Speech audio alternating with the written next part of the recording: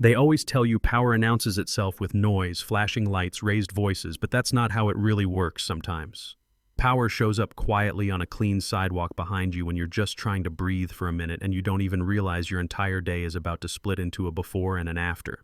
That morning started like nothing, and yeah, that's what makes it stick with you forever. It was a Tuesday crisp enough to feel it in your lungs, the kind of fall air that wakes you up better than coffee.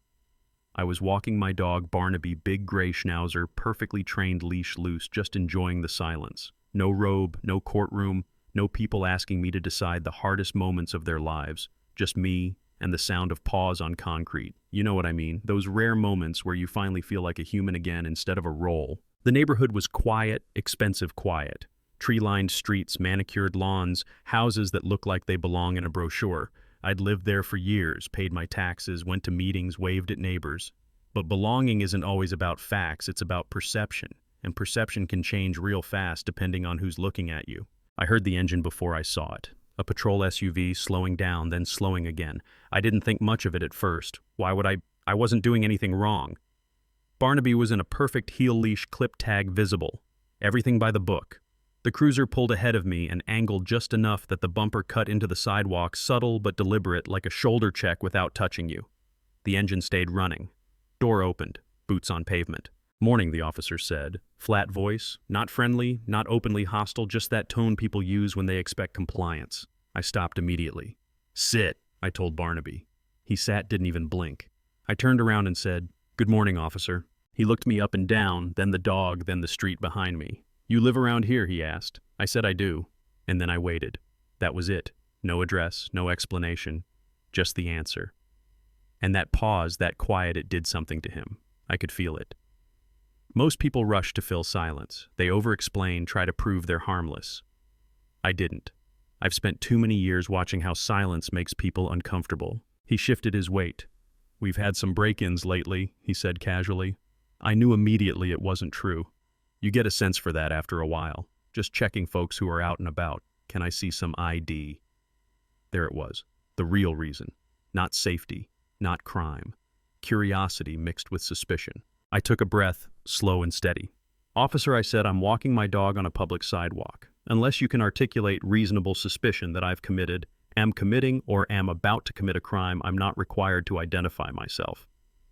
His eyes flicked just for a second. Surprise? Am I being detained? I added. Or am I free to go? That question changed everything. You could almost hear the click in his head, the shift from routine to ego. He stepped closer. "I'm conducting an investigation," he snapped, voice sharper now. "And I'm asking for your ID." I met his eyes. "And I'm asking for the legal basis for that investigation." Still calm. Still standing exactly where I was.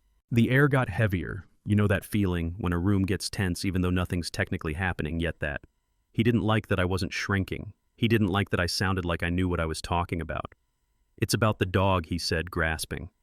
"Leash laws. I need to see the dog's license and your ID." I glanced down. The leash was secure. The tag was visible from where he stood. "My dog is leashed in compliance with city ordinance," I said. "His license tag is clearly visible. I'm not required to hand over my driver's license for a visual inspection you can already perform." That's when his face changed, color creeping up his neck, jaw tight. "You're being belligerent," he said. "That word. Always that word. I'm giving you a lawful order." I shook my head slightly. "That is not a lawful order. Refusing an unlawful request is not obstruction. You're attempting to manufacture a reason to detain me." He stepped closer again into my space like proximity would do the arguing for him. "Last chance," he said. "Produce identification." I didn't move. "Last chance to articulate reasonable suspicion," I replied. "Walking while black in this neighborhood is not a crime."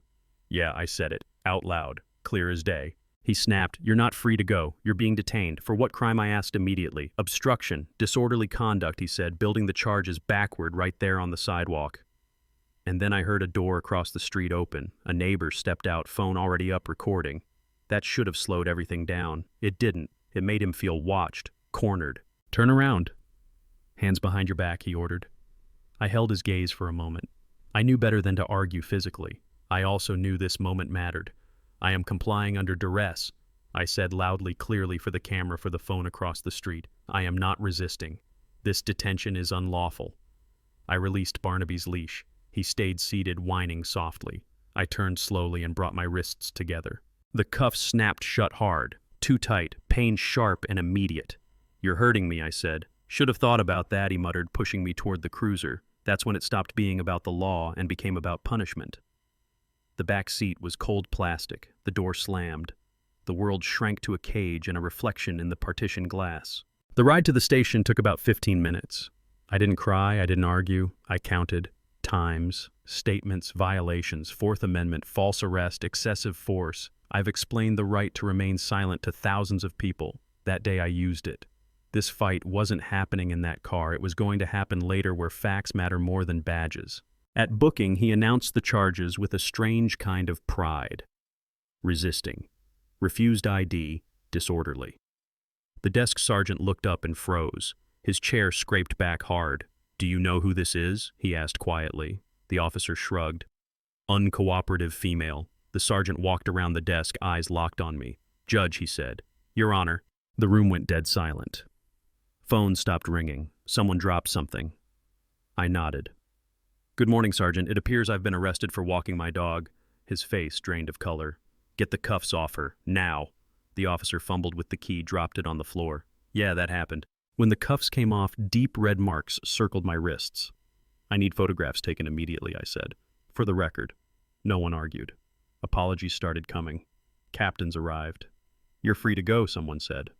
I looked at him. "There was an arrest. That doesn't disappear because you now recognize me." The lawsuit was filed 2 days later. Clean, precise, federal civil rights violations, false arrest, racial profiling, failure to train. Discovery did the rest. Patterns. Complaints buried. Warnings ignored. The city settled for hundreds of thousands. The officer lost his badge permanently. Career over. I didn't keep the money. Not a dollar. Every cent went into a legal defense fund for people who don't have my title, my knowledge, my access. People who get told to comply and move on because fighting costs too much. I went back to my walks. Patrol cars slow now when they pass. Officers nod. I nod back. I'm not afraid. But I'm different. Here's the part people don't like to hear. This didn't happen because I'm a judge. It happened because I knew my rights, asserted them, documented everything, and survived the encounter. Most people don't get that luxury. So ask yourself honestly, where did it really go wrong? At the cuffs, or at the moment someone decided I didn't belong? Tell me what you think in the comments. Was the officer wrong from the start, or only when he doubled down? Have you ever been judged before you spoke? And if stories like this matter to you, make sure you're subscribed. These conversations only change things when we keep having them.